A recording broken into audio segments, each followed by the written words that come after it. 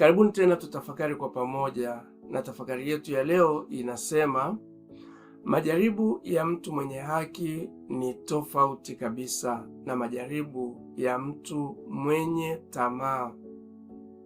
Majaribu ya mwenye haki ni tofauti na ya mwenye tamaa.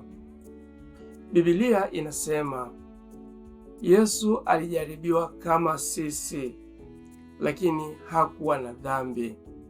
Tunasoma hiyo katika Waebrania sura ya 4 mstari wa 15. Lakini majaribu ya Yesu ni tofauti na ya kwetu, kama Biblia inavyosema, mtu mwenye tamaa hujaribiwa na tamaa zake mwenyewe, akivutwa na kudanganywa. Yakobo sura ya 1 mstari wa 13 mpaka wa 15.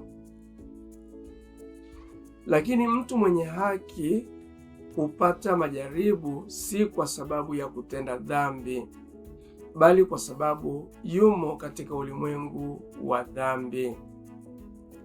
Sasa hapa ndipo tunaweza kutambua ya kuwa Yesu hakujaribiwa na tamaa zake mwenyewe, ijapo alijaribiwa kama sisi. Majaribu ya Yesu basi tunaweza kuona kwamba yalitoka nje ya mwili wake, lakini sisi majaribu yetu yanatoka nje na ndani yetu, yaani yanatokana pia na tamaa zetu sisi wenyewe. Mzaburi anasema, mateso ya mwadilifu ni mengi, lakini Mwenyezi Mungu humwokoa kutoka yote. Na hii tunaiona katika Zaburi ya 34 mstari wa 19.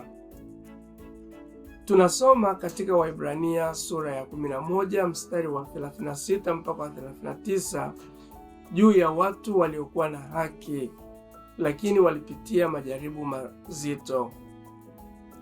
Mwandishi anaandika hivi: wengine walidhihakiwa na kupigwa mijeledi, na wengine walifungwa minyororo na kutupwa gerezani.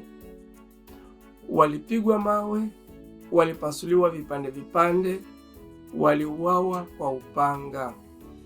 Walizunguka wakiwa wamevaa ngozi za kondoo na ngozi za mbuzi.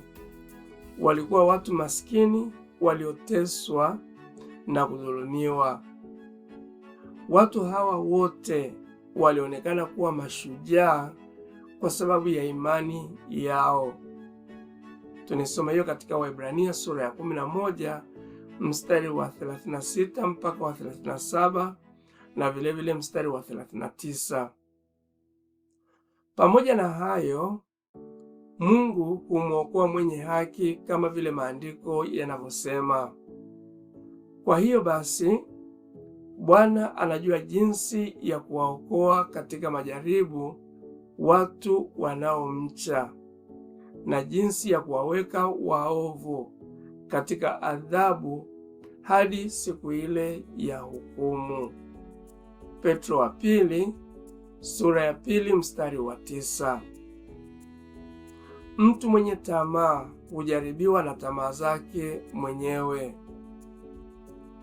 Mojawapo ya tamaa zinazomtia mtu majaribuni ni tamaa ya mali. Anasa za mali kumsonga mtu hata ashindwe kuishi maisha ya uadilifu, kama tunavyosoma katika Mathayo sura ya 13 mstari wa 22. Waraka wa Yohana unasema hivi: msiupende ulimwengu wala chochote kilicho cha ulimwengu. Mtu anayeupenda ulimwengu, upendo wa Baba hauwezi kuwamo ndani yake.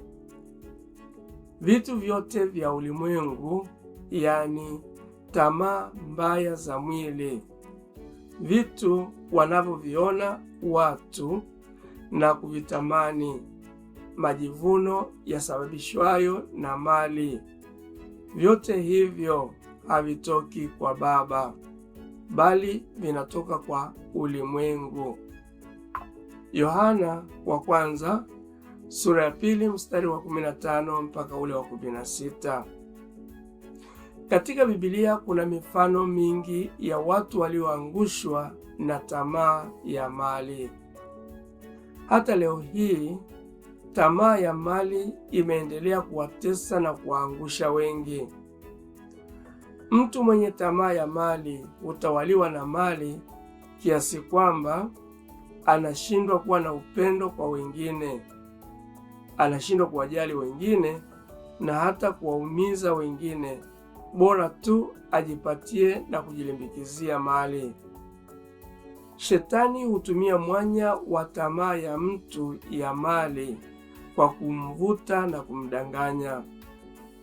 Shetani alitumia mali za dunia kujaribu kumhadaa nazo Yesu ili Yesu amshuhudie, kama tunavyosoma katika Luka 4 mstari wa 1 mpaka ule wa 16.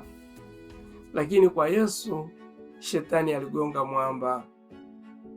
Ila shetani ameendelea kuuhadaa ulimwengu tena kwa mali na kufanikiwa kuwafanya watu wengi wamsujudie na kuzisujudia mali na fedha.